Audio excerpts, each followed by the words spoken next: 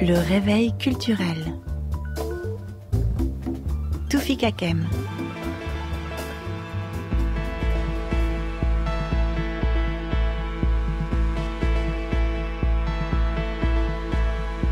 Bonjour tout le monde, ravi de vous retrouver. Mes invités du jour, Capucine et Simon Johannin, sont jeunes, très jeunes même. Ils viennent de sortir un roman écrit à 4 mains, Nino dans la nuit, est le titre de cet ovni littéraire édité par Alia. C'est une plongée dans le monde de la jeunesse précaire, mais qui ne sombre jamais dans le mélo sociétal, comme si c'était une question de principe. Amour et misère, poésie et galère. Nino dans la nuit n'est pas seulement le roman générationnel qu'on attendait, c'est peut-être un des meilleurs livres sortis cet hiver, à l'ombre du Sérotonine de Michel Houellebecq. Le réveil culturel. Lundi, livre. Bonjour Capucine. Bonjour. Vous avez quel âge, Capucine, Simon Johannin? Parce que vous avez l'âge où on peut vous poser cette question. J'ai 27 ans. J'en ai 26. Et vous avez 26 ans. Alors ça, c'est le premier livre écrit ensemble, mais vous, Simon Johannin, vous avez déjà publié un livre en solo, toujours aux éditions Alia, L'été des charognes. C'est bien ça? Oui, c'est ça. Nino dans la nuit, c'est vraiment une virée un peu dans le monde de la jeunesse précaire, mais dès qu'on dit précaire, on s'attend à ce qu'il y ait des drames, de la misère, quelques flashs des films des frères Dardenne, mais c'est pas du tout ça. C'est d'abord une histoire de deux jeunes qui s'aiment, un roman d'amour, et qui s'arrangent pour survivre. Oui, c'est ça. Moi, j'avais vraiment envie, pour moi, l'art, c'est aussi quelque chose qui fait du bien. Et j'avais vraiment envie qu'on fasse un livre qui fasse du bien aux gens. Donc, même si on parle de sujets qui peuvent être durs, j'avais envie que ça soit quand même quelque chose qui fasse rire les gens. Et on s'est amusé à dénoncer beaucoup de choses dans Nino, mais on a toujours voulu le faire passer sous le ton de l'humour. On n'a jamais voulu que ça soit, comme vous disiez, misérabiliste. Et après, oui, on aime aussi. C'est pour rebondir sur ce qu'a dit Capucine. C'est vrai que c'était important pour nous à chaque fois qu'on aborde un sujet, de trouver un biais qui soit pas celui qui est attendu et voilà, d'être un petit peu dans l'esprit de nos personnages, un petit peu mutin, un petit peu rebelle dans notre manière d'aborder les choses, et vraiment pas de faire du violon, quoi, parce que la vie est suffisamment chiante et assez dure parfois pour qu'en plus, quand on ouvre un livre ou qu'on regarde un film, on nous remette un peu de plomb en plus dans l'aile, quoi. Donc nous, on essaie plutôt au contraire de faire quelque chose qui élève un petit peu et qui aère l'esprit tout en étant politique, quoi. C'est une histoire d'amour aussi. Et cette histoire d'amour, est-ce que c'est aussi le reflet de votre propre histoire? Parce que vous n'êtes pas amis, vous êtes amants, vous êtes même mariés, non? Oui. Ouais, bon, d'accord. Oui, c'est vrai que pour Nino, on s'est beaucoup inspiré, que ce soit de nos amis ou de nos expériences personnelles. Il n'y a pas grand-chose, à part le début, la Légion, il n'y a pas grand-chose qui a été inventé. Donc c'est vrai que... Nino, c'est très... c'était vraiment, nous, ce qu'on aime faire, c'est partir de nos expériences, essayer de les transcender pour en faire quelque chose qui puisse être offert aux autres, sans parler de notre petite histoire à nous. C'est pas du tout notre biographie, mais c'est vrai que c'est très nourri de nos expériences et de celles de nos proches. Et fatalement, la vision de l'amour qui est dans le livre, c'est aussi la nôtre, c'est aussi notre manière, et de l'amitié aussi d'une manière générale. C'est comme ça. C'est aussi un roman sur l'amitié, effectivement, on va en parler. Dans Nino dans la nuit, ce roman donc édité par Alia, je le rappelle, les jeunes sont obligés, les protagonistes sont obligés de faire les poubelles des grands centres commerciaux pour manger, pour survivre. Ils habitent en banlieue dans des maisons, dans des appartements vétustes et encore même pas déclarés, mais ce qui rend original ce roman, c'est que cette vie, elle a été choisie par ces jeunes. Et s'il y en avait un doute, vous nous l'ôtez avant même de commencer votre roman. Vous citez Albert Cossery. Ouais. Ouais, et surtout cette phrase, et on les appelait mendiants ou bien voleurs, souvent suivant leur insistance à vivre. C'était, on trouvait que ça illustrait bien en fait les personnages de Nino et de leurs potes, parce qu'effectivement eux, ils sont plutôt du genre voleurs, ils insistent pour être vivants, mais ils ont vraiment l'intention de faire les choses à leur manière. C'est ça qui fait qu'ils sont un petit peu à l'armage. C'est-à-dire qu'avec Capucine, on a vraiment essayé de développer une histoire qui fait comprendre que en fait trouver sa place c'est compliqué, mais surtout trouver une place vertueuse, c'est carrément impossible aujourd'hui, quoi. Et eux refusent. Et encore, c'est quoi une place vertueuse? Ça serait une place où on, par l'activité qu'on a, on fait pas trop de dégâts autour de nous. Et c'est vrai que eux, dans tout ce qu'on leur propose, ils se disent, mais en fait, je veux pas produire des choses qui servent à rien. Je veux pas participer, être le rouage d'une machine qui qui détruit ceux qui sont en dessous de moi parce que j'ai été à cette place et que j'ai pas envie d'y être. C'est un petit peu tout ça qui se mélange. Et puis alors ils le font, ils le vivent, mais ils ne font pas des discours. C'est ça qui les rend vraiment très attachants. Oui, c'est ça. On n'avait pas envie. Enfin, c'est des personnages. Enfin, les gens comme ça dans la vraie vie, ils sont vite considérés comme des ratés, comme des losers. Et le fait que, enfin, eux, ils ont aussi conscience que dans un sens, voilà, comme vous disiez, ils font un choix. Et en même temps, c'est un non-choix aussi parce qu'il n'y a pas vraiment d'autres solutions possibles. C'est ce qu'on montrait aussi, c'est que voilà, si on veut pas rentrer dans un système où, comme ils peuvent voir autour d'eux, que ce soit leurs parents, le père de Nino qui est pêcheur, le métier où il y a le plus de morts en France, le métier le plus difficile, il a trimé toute sa vie, et à la fin, il peut même pas aider son fils unique à vivre dignement. Enfin, c'est vraiment un système dans lequel il voit que même ceux qui rentrent dedans, ils sont malheureux, leur vie est difficile, leur vie est compliquée, et eux, ils essayent de trouver une autre voie, et c'est vrai que c'est compliqué. Pourquoi cette citation d'Albert Cossery? Est-ce que vous avez lu Albert Cossery? Oui, alors c'est une citation que moi j'ai trouvée. En fait, on m'avait conseillé Mendiant et orgueilleux d'abord, et puis Les hommes oubliés de Dieu. En fait, on m'a conseillé Cossery et je l'ai lu. Et puis, en fait, en regardant une archive où il parle de ce livre, voilà, le journaliste lui parle de Dieu. Donc voilà, c'est quoi le rôle de Dieu? Et il me dit, mais Dieu, c'est la société. Les hommes oubliés de Dieu, c'est les hommes oubliés de la société. Et on trouvait que ça faisait sens. Avec nous déjà à la fois de faire ce renvoi entre Dieu et la société, parce qu'aujourd'hui les règles sociétales sont tellement importantes qu'elles sont presque elles sont presque religieuses. Il faut un bon travail, il faut une famille, enfin voilà, il y a plein de choses comme ça, plein de petites cartes à avoir pour en tout cas, c'est une pression qu'on nous met très fort dès l'école. On travaillait avec des lycéens la semaine dernière en Belgique. On sentait vraiment ça très fort chez eux. C'était quoi leur inquiétude? C'était d'avoir un travail et de pouvoir gagner de l'argent pour pouvoir vivre. Enfin voilà, ils sentaient. Et déjà, c'est un peu déprimant de voir ça dans la tête de gamins qui ont 14-15 ans. Et donc pour nous, ça faisait sens de le mettre en avant. Et aussi parce que Cossery, il est drôle, quoi. Tout est à la dérision, et c'est comment continuellement se foutre de la gueule de l'autorité. Avec un verbe qui est quand même assez classe, quoi. Ouais, et puis surtout vous l'avez conjugué au présent, Capucine et Simon Johannin, parce que vos personnages, les protagonistes de Nino dans la nuit, ils ont beau être pauvres, à la ramasse, ils sont heureux, ils font la fête nuit et jour. Oui, c'est aussi cette joie de vivre, cet humour qu'ont les personnages, c'est aussi quelque chose qui leur permet de continuer à tenir, de continuer à avancer. Leurs amitiés, leur amour, c'est aussi ce qui les maintient. On voit qu'un personnage comme Nino, qui peut avoir tendance à noyer un peu ses soucis dans la fête et dans le monde de la nuit, s'il avait pas son amour pour l'allée et ses amis qui lui donnent envie de s'en sortir, parce qu'il a ça qui est tellement précieux, on peut penser que voilà, il sombrerait et qu'il essaierait pas de garder la tête hors de l'eau. Il y a Nino, il y a Lalé, effectivement, sa copine, et puis il y a les amis, c'est-à-dire Malik, Charlie, Violette. Est-ce que ce portrait de groupe, c'est vraiment quelque chose qui part, vous le disiez en début d'émission, est-ce que c'est vraiment quelque chose qui part de votre entourage ? Ah oui, vraiment. C'est vraiment la réalité augmentée par la fiction. Voilà, en fait, la plupart des personnages, c'est soit des mix de Malik, c'est celui qui a un mix de pas mal d'amis à nous. Après, il y en a qui sont vraiment tirés d'un ami en particulier.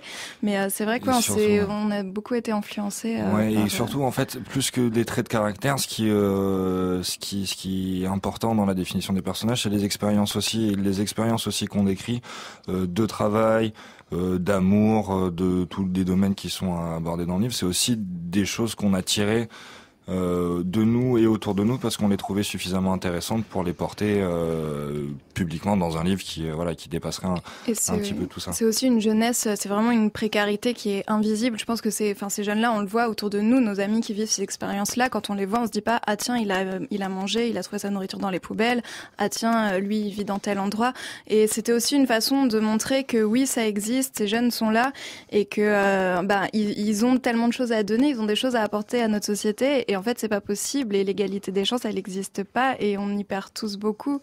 Et pourtant, on a l'impression que vous ne venez pas de ce monde à vous entendre parler ainsi. Mais justement, c'est ça, c'est vraiment précarité invisible et jeunesse. Enfin, on dirait pas. Voilà, moi, j'ai pas fait d'études, j'ai que le bac. J'ai essayé un petit peu. J'ai passé 2 mois en fac de cinéma, tout ça. Les études, ça a été très compliqué à cause de la précarité aussi, parce qu'après, j'ai tenté une école d'art en Belgique, qui est une école d'art au final où les gens étaient très très bourgeois, très riches.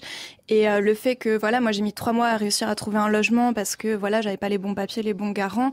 Il y avait aucune empathie parce que ils comprenaient même pas ça en fait. Enfin non, les logements il y en a, c'est bon.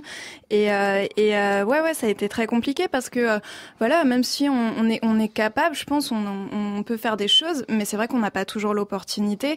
Et au bout d'un moment, on se ramasse. Moi là j'ai 27 ans, ça fait 10 ans que j'ai eu le bac, 10 ans que tout ce que j'ai essayé de faire, j'ai échoué, 10 ans que les petits boulots, voilà, que tout s'est mal passé. Jusqu'à aujourd'hui, jusqu'à Nino dans la nuit. Voilà, et c'est pour ça que je trouve ça dégueulasse parce que voilà, aujourd'hui on m'accueille, on me fait parler comme si c'était intéressant ce que je disais, comme si ma voix elle comptait aussi, alors que ça fait 10 ans qu'on me dit que je vaux rien et que Simon, ça a vraiment été mon cheval de Troie. Je pense que s'il n'y avait pas eu Simon, un homme qui a réussi à avoir une crédibilité, parce que lui l'école ça s'est mieux passé, les profs, tout ça. Je suis un chanceux dans la vie. Et moi je pense que voilà, alors que pourtant je reste quand même une femme blanche qui est voilà plutôt jolie. Enfin, je sais que j'ai aussi des avantages et je me dis dans nos amis, voilà les gens qui sont comme Malik, qui sont des personnes soit trans, travestis, noires. Enfin, c'est des personnes. Enfin, c'est tellement plus dur pour eux et même pour moi, à qui ça devrait être plus facile. Le fait, ne serait-ce que d'être une femme et d'être une femme précaire, ça a rendu mon chemin très très compliqué et je sais pas si sans Simon j'aurais réussi à. C'est vrai qu'on a dû développer des stratégies. Moi, d'emblée, ça a été complètement un parcours différent parce que j'ai bénéficié d'un préjugé positif qui a fait qu'on m'a accueilli plutôt bien partout et j'ai pu, même si comme Capucine, c'était pas toujours évident, mais en tout cas faire des études. Voilà, moi j'ai un niveau de licence dans le supérieur, j'ai pu faire des études supérieures. Et c'est vrai qu'on a dû très tôt développer des stratégies pour arriver à faire les choses ensemble, parce qu'on a très vite vu l'écart se creuser, ne serait-ce qu'entre elle et moi. On a beau être hyper soudés, même aujourd'hui c'est pas évident, ne serait-ce que dans la presse, dans la promotion du livre qu'on fait maintenant, d'imposer le fait qu'on travaille à deux, que c'est pas moi qui fais le travail. Égal, et pas des articles qui parlent que de Simon, qui oublient souvent de mentionner aussi mon nom. Enfin, alors que c'est un travail qu'on a fait tous les deux et on retrouve des articles dans des grands magazines, dans Elle, dans des magazines littéraires qui parlent que de Simon où il y a même pas mon nom quelque part, quoi. Et non, mais c'est parce que Simon avait peut-être sorti un roman avant. Bien sûr. Ouais, bien mais sûr. celui-là, il est fait à tous les deux, donc il faut nous nommer tous les deux. Sinon, nous nommer tous les deux, c'est la moindre des choses. Je comprends tout à fait qu'on présente Simon par rapport à L'été des Charognes. Et encore, L'été des Charognes, c'est aussi un livre sur lequel j'avais travaillé. J'étais pas extérieure à ça, mais voilà, je pense que c'est aussi normal. Les femmes, on a aussi besoin de représentation. Les petites filles qui ont envie d'exister dans le monde de l'art, elles ont aussi besoin d'avoir des modèles sur qui elles peuvent se projeter. Et ça, c'est arrivé après coup, parce que ce besoin de reconnaissance, ils ne l'ont pas, vos personnages, dans Nino dans la nuit. Parce qu'ils sont à des âges où nous c'était pareil aussi au final. Ils ont entre 19 et 20 ans, il faut le rappeler. Ouais. Voilà, c'est ça. Et à ces âges-là, ça pose pas forcément problème. Et c'est vrai que au bout de 10 ans à être méprisé, alors qu'on se dit qu'on a peut-être quand même on mérite pas ce traitement-là non plus, que c'est pas forcément juste. Et voilà, la vie précaire, elle est aussi très difficile à vivre. On se dit que bon, les choses, elles sont pas forcément à leur place, que la méritocratie, c'est une grosse fumisterie. Et que, puis surtout, et c'est le constat que font les personnages aussi, en grandissant et en rencontrant des gens, on mesure bien la différence. Comment en tout cas la société va miser à fond sur certaines personnes de certains milieux. En investissant massivement de l'argent concrètement dans leur école, leur éducation, etc. Enfin, si on fait la différence entre l'argent qui est investi entre un collégien du 93 et un collégien du 7e arrondissement, à mon avis, c'est pas le même budget par élève, quoi. Et donc du coup de constater comme ça en grandissant que l'inégalité est réelle, mais qu'en plus personne n'est heureux, parce que c'est pas parce qu'on est on est plus privilégié, on trouve plus de sens dans l'époque et dans ce qui est proposé. C'est-à-dire que voilà, il y a quelque chose, la perte de sens, elle est quand même partagée enfin, elle est transversale au niveau des classes sociales. Nous, c'est aussi ce qu'on essaie de montrer, c'est que ceux qui s'en sortent bien dans le livre, qui ont des jobs, qui gagnent 3 000 € par mois à 25 ans, ils remplissent leur frigo et ils payent leur loyer, mais ils sont seuls, quoi. Enfin, il y a quelque chose qui va pas chez eux non plus, et du coup, voilà, on n'apporte pas de réponse, mais en tout cas, on voulait vraiment montrer ce qui est, je pense, symptomatique de l'époque, et qu'on sent beaucoup autour de nous chez les jeunes, c'est que voilà, on sait plus du tout où on va, en fait, et c'est ça qui est assez drôle. J'ai dans les yeux, j'ai dans le cœur, comment te le dire, ce je ne sais quoi, je ne vais pas en rester là, pas en rester là. J'ai dans les yeux, j'ai dans le cœur, comment te le dire, ce je ne sais quoi, je ne vais pas en rester là, pas en rester là. Je ne sais que peu de choses sur moi et les autres, mais je sais que ce qui nous sépare les uns les autres est si peu de choses.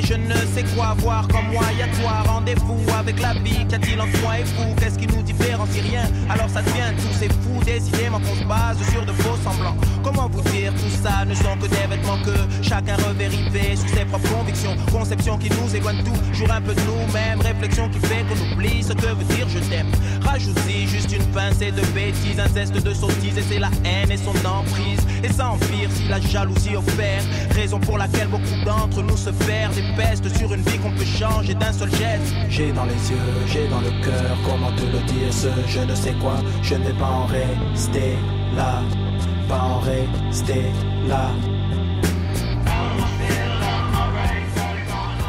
Ça commence d'une drôle de manière, le roman Nino dans la nuit de Capucine et Simon Johannin, un jeune Français, Nino Paradis, c'est son nom, de 19 ans, se présente à la Légion étrangère, ce qui est vraiment très étrange. Comme pourquoi un jeune Français veut-il s'engager dans la Légion étrangère? C'est une expérience qui ne va pas aboutir pour cause de drogue, ingurgité. Est-ce que vous avez fait ce test d'aller à la Légion étrangère? Non, pas du tout. La Légion, c'est vraiment parti. Alors, c'est un croisement de plusieurs choses. Voilà, ça part à la fois de champs militaires qui viennent de mon enfance, qui faisaient d'écho à plein de choses, à la fois de cette espèce de truc mystique un peu avec la Légion où voilà, c'est une porte par laquelle on passe, on change d'identité, etc. Et on trouvait que ça avait une bonne entrée. Et surtout, ça permet vraiment de triper au niveau de l'écriture parce que ça mélange des gens de partout qui parlent mal le français dans un univers martial hyper particulier. Et du coup, c'était très drôle à écrire, mais surtout, ça nous permettait avec Capucine de montrer que malgré le fait qu'on parle d'une jeunesse qui est précaire, c'est une jeunesse qui est moins précaire qu'une autre, qui est vraiment elle dans la merde, quoi. Même si après moi je pense qu'il faut pas hiérarchiser les galères. Enfin voilà, c'est aussi ce qui culpabilise les personnages, c'est qu'on se dit oui il y a toujours pire ailleurs, mais c'est pas parce qu'il y a pire ailleurs qu'il faut pas s'occuper des gens qui vivent mal en France, parce que il y en a qui ont rien à manger au Nigeria. Vous êtes issu de quel milieu social, vous, par exemple? Classe moyenne. Ouais, Capucine, classe moyenne. Moi je viens d'un milieu paysan, donc à la fois plus précaire. Mes parents étaient au Rémy quand j'étais petit. Enfin voilà, on partait pas en vacances spécialement, sauf dans la famille. Mais en même temps, j'ai jamais manqué de rien non plus. Je suis pas du tout, pas un milieu prolétaire. Et en même temps, le monde paysan, tel que je l'ai vécu moi, il a cette spécifique. Il est très solidaire. Donc voilà, comme c'était un peu en vase clos. Très coupé du monde extérieur, il y avait... Et comment vous avez coupé les liens, j'allais dire, avec le milieu social d'origine? C'est des parcours de vie. Déjà la distance géographique, voilà, moi je viens du sud de la France, je vais faire des écoles d'art en Belgique. Bon, ça fait quoi comme étude? J'ai fait un parcours Beaux-Arts. J'ai fait une école qui s'appelle la Cambre, voilà, dans un atelier qui s'appelle Espace Urbain, pluridisciplinaire, dans lequel je savais pas trop ce que je faisais et où je me suis mis à écrire. C'est là où ça a un peu commencé. Et vous, Capucine? Et moi, c'est déjà, mes choix de vie, j'ai toujours voulu travailler dans l'art, donc c'est des choses qui n'ont pas forcément été approuvées. Le fait que je rentre pas dans le rang, parents. J'ai pas la même façon de penser. Vous voulez dire dans votre milieu familial? Voilà, c'est ça. Donc c'est aussi ça qui a fait que ça a été, j'ai été très précaire, ça a été compliqué pour moi. C'est que moi, contrairement à Simon, j'ai été très coupée de ma famille. Donc il a fallu que très jeune, je me débrouille seule, et c'est ça qui a rendu les choses compliquées. Comment vous êtes rencontrés?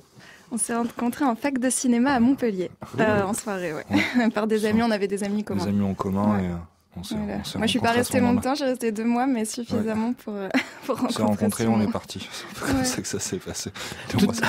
Les études ont servi à ça. Et vous êtes partis ensemble? Non, parce que au début, Simon il était un peu frileux. Moi, je suis allée avec une fille que j'avais rencontrée là-bas. Ça nous plaisait pas vraiment l'école, comment ça se passait. Et parce que dès le premier jour, les gens ont dit bon, voilà, aujourd'hui vous êtes 500. S'il y en a un qui réussit, ça sera miraculeux. C'est déjà pas un truc qui voilà. Ouais. Et du coup, on s'est dit c'est nul. Viens, on part quelque part. On est allé en Australie. On est passé 8 mois à faire des petits boulots. Je travaillais dans le bush, dans le désert, tout ça. Voilà. Et vous, Simon Joannin, pour vivre, c'était l'art, toujours l'art non, ou bien... ce qui s'est passé, c'est que moi j'ai un peu suivi les études. Alors moi j'étais boursier à l'époque, pour parler chiffres, j'avais une bourse de 460 € avec laquelle je vivais. Ça fait vraiment pas grand chose, même si à 18 ans on n'a pas besoin de grand chose, mais c'est quelque chose qui m'a vite gavé. Et du coup j'ai trouvé un travail à Montpellier. Je me suis mis à travailler très jeune, 17 ans. Du coup j'allais sur mes 18 ans, mais quelques mois avant mes 18 ans, j'ai été vendeur de jouets dans une boutique. Voilà, où une boutique qui s'appelle Pomme de Renette, je les salue s'ils m'écoutent, un endroit un peu farfelu. Et voilà, et j'ai fait aussi des missions d'intérim, j'ai fait aussi de l'animation. Enfin, moi, j'ai été moins pressurisé que l'a été Capucine, moins dans l'urgence.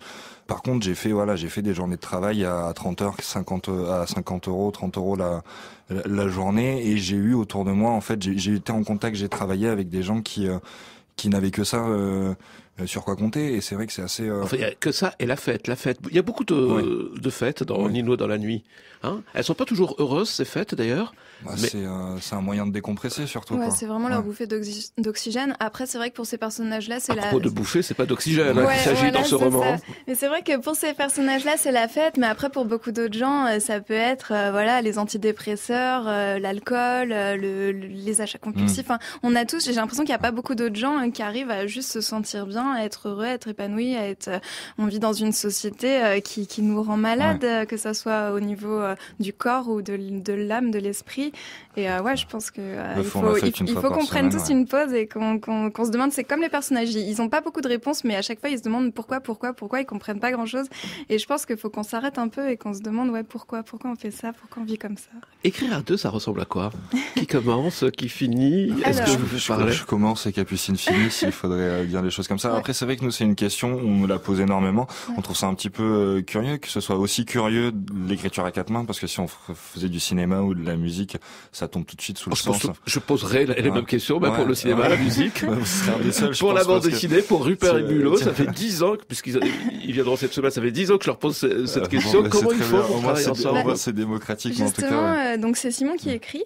Et moi, c'est vraiment au niveau de la structure de l'histoire. Moi, je construis vraiment l'histoire, je construis les personnages. J'ai apporté vraiment aussi un côté social, politique au livre qui n'était pas présent au début dans l'idée que Simon avait du roman. Donc ça, c'est vraiment ma partie. Et après, Simon, il va écrire et moi, je vais prendre des notes et je vais lui dire, OK, on retravaille ça, on change ça.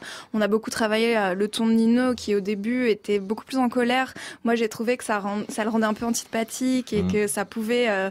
parce que c'est quand même des choix de vie qui sont rejetés par la plupart des gens en France où la valeur travail est très importante et où ces gens-là, on peut dire... On traverse des moments très durs avec ces jeunes, c'est-à-dire Nino, Lalé, mais aussi leurs amis, et pourtant ça ne sombre vraiment jamais dans le bad trip, ne serait-ce que parce qu'il y a une belle histoire d'amour. Nous, on est des grands romantiques, on adore les films avec Julia Roberts, avec Hugh Grant, tout ça, on est à fond. Donc c'est ce qui fait du bien, les soirs d'hiver qui sont un peu prenants. C'était important pour nous de mettre ça en avant parce que c'est ce qui nous semble plus important que d'amasser de l'argent ou d'avoir des belles voitures. C'est vraiment, en tout cas, nous, sans juger ce que font les autres de leur vie, mais nous, c'est ce qui nous plaît dans la vie, c'est notre manière c'est ce qu'on avait vraiment envie de porter et de mettre en avant, le fait que en construisant du collectif, on peut aussi se rendre heureux tout simplement et passer des bons moments, quoi. Ouais, je trouve qu'on vit dans un monde où on met la pression aux enfants dès tout petits, dès la primaire, pour avoir des bonnes notes. Moi, je regardais des enfants qui rentraient en pleurant parce qu'ils n'avaient pas eu d'assez bonnes notes. Enfin, le but de la vie, c'est quoi? C'est d'avoir un bon travail pour gagner plein d'argent. C'est même pas avoir un travail qui va te plaire. C'est ça, la plupart du temps, c'est juste avoir un bon travail ils gagnaient de l'argent. Moi, je trouve que si les gens, ils ont aussi peur que leurs enfants galèrent, faut peut-être pas faire d'enfants, en fait. Si vous pensez que le monde, il est tellement dur. Vous allez en faire des enfants, Capucine et Simon Joannin? Moi, je trouve qu'on ne vit pas dans un monde où c'est responsable de faire des enfants. Après, je comprends le besoin de paternité, de maternité, et je trouve qu'il y a des enfants à adopter et qui ont besoin. En France, les gens qui finissent dans la rue, c'est presque à 30% des gens qui ont grandi en foyer. Donc voilà, il y a des enfants qui ont besoin de cet amour, il y a des enfants qui ont besoin de nous, et on peut être là pour eux, mais je trouve que c'est pas responsable de faire des enfants, et surtout si voilà. Apparemment, Simon est tout à fait d'accord. Ouais.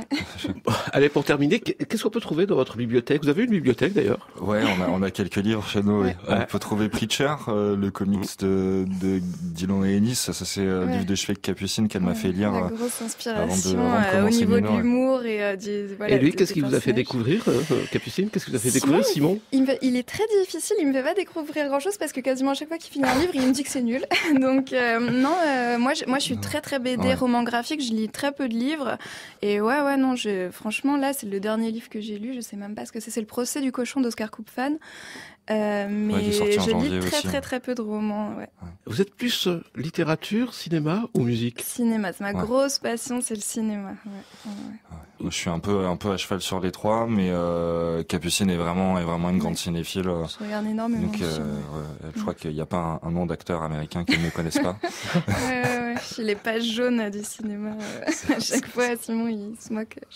J'étais ravi de vous accueillir ce matin, Capucine et Simon Joannin. Merci beaucoup. Merci. Nino dans la nuit, c'est édité chez Alia. Vous pouvez réécouter cette interview en passant par franceculture.fr ou une bonne fois pour toutes vous abonner au podcast du Réveil culturel. Émission préparée avec Corinne Amar, réalisée par Vincent Abouchard, avec à la prise de son ce matin Stéphane Touvenin.